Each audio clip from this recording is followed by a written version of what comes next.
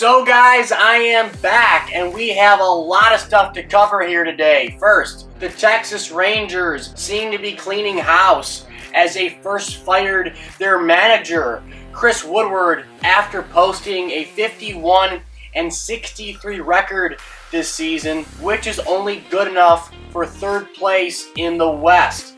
Now overall, as a big league manager, Woodward's record sat at 211 and 287 in just 3.5 seasons with Texas. Now it seems the move came from ownership, as just a few days later, news broke that longtime president of baseball ops, John Daniels, got the can as well. So manager, gone. President of baseball ops, gone. So this is an ownership thing.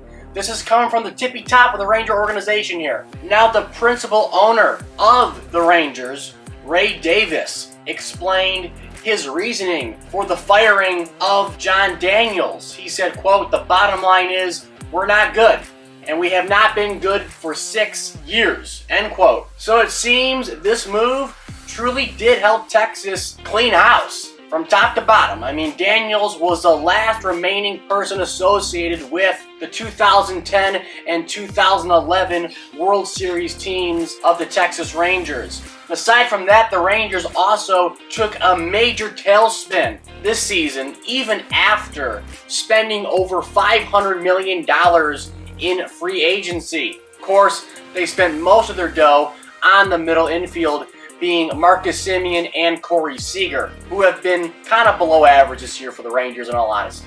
Now the Rangers' problem, their main problem, seems to lie in the pitching department, as a team as a whole ranks 12th in the American League in ERA. They have a 4.09 ERA. And they rank 13th in WHIP in the American League, which sits at 1.31 as a collective pitching staff. But perhaps the most frustrating statistic for the Rangers front office this season is the fact they have a 6-24 record in one-run games here in 2022. So in my opinion, it's safe to say that the Rangers are in an immediate reset, not a rebuild. Now, the reason why I characterize the Texas Rangers as being in a reset versus a rebuild is because all they're doing is resetting the front office. They're not retooling what they have on the diamond. They're not trading away their big guys. That's not the plan for Texas. They're just trying to reset the front office, reset the leadership in the front office, not anybody on the field. Yes,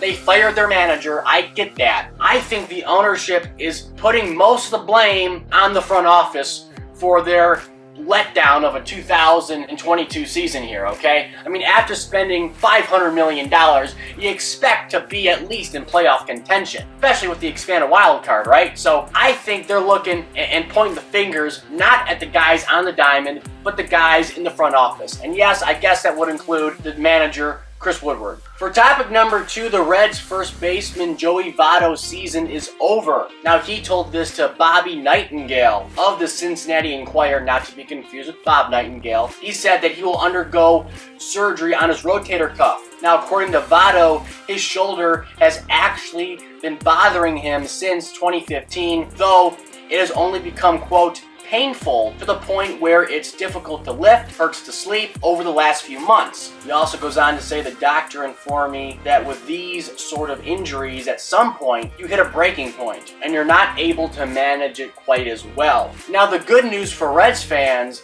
is that the procedure has a 6-month rehab timetable. That means since Votto underwent surgery basically like right now, he should be back and ready to go the minute the Reds open spring camp for 2023. Next, the longtime Yankees reliever Dellin Betances has retired from Major League Baseball. The 34-year-old righty's retirement became public on Wednesday via John Heyman on Twitter. Heyman tweeted out, Dellin Betances, former all-star reliever with the Yankees, has retired.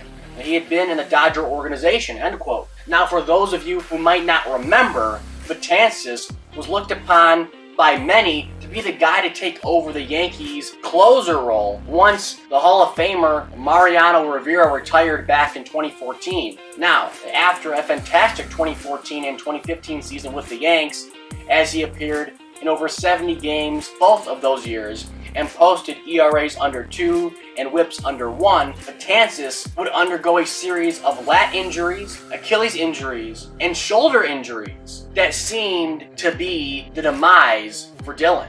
A pretty unfortunate ending, I'd say, for a guy who was projected to be a very promising young bullpen arm for the Yankees way back in 2014. But sadly, he's out of the game at the age of 34. Now for topic number 4, the Mets' number 2 overall prospect got the call to the bigs a couple of days ago. And, well, he did not disappoint, as Brett Beatty hit the second ball he saw out of the ballpark in Atlanta on Wednesday. Now, the rookie cracked a slow breaking ball that was released out of the right hand of veteran Jake Odorizzi and sent it into the chop house in right field to give the Mets the then 4-0 lead. So, again, love to see the young guys do well and succeed.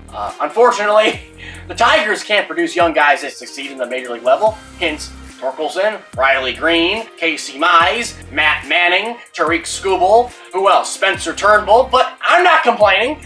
But again, it's good to see these guys who are young and have high expectations come up and, pretty much meet those expectations immediately. Unfortunately, none of those guys are wearing the Old English D, so that sucks for me. Now, next, the Athletics have released Elvis Andrus, who was their starting shortstop at the beginning of the 2022 campaign. Now, Andrus, in my mind, was doing okay for the type of team he was on, frankly. I mean, yeah, his numbers across the board were down if you look at what he did, in Texas in years past. But I think the main reason why the Athletics, released him was because they didn't want to pay him the $700,000 they owed him for this season. So to me, this is a classic Moneyball move. I just think they're just bone-ass cheap. I mean, they have no revenue. But obviously, it didn't take, too long for other teams to find the value in Elvis Andrus, as he was quickly picked up by the Chicago White Sox after Tim Anderson's replacement, Luis Garcia, was recently placed on the 10-day injured list for Chicago. So, I think picking up Elvis was a smart move by the White Sox here. It's not going to cost him much, and frankly, I think it's a low-risk, high-reward type of scenario. He could come into Chicago, new environment, better than the A's. I mean, they're kind of in the playoff contention, I guess. He could come to Chicago, do really well, light things up, and hey, you never know. Oh, and by the way, Tim Anderson underwent season-ending finger surgery. That's why he's not been playing for the White Sox in many, many weeks. Had to add that in there. Number 6, the Dodgers sideline reporter David Vassegh probably won't be going down any slides anytime soon after he went down Bernie the Brewer's slide in Milwaukee and frankly ended it with a bang. He cracked like 2 bones in his wrist and 6 ribs. I mean, that's not good. After the incident, went to urgent care and was back to work that night after getting a cast on his arm. I don't think I could do that. I mean, if I broke my arm and go to work the next day as a reporter like that, and the whole thing was filmed, I wouldn't want to, watch that back.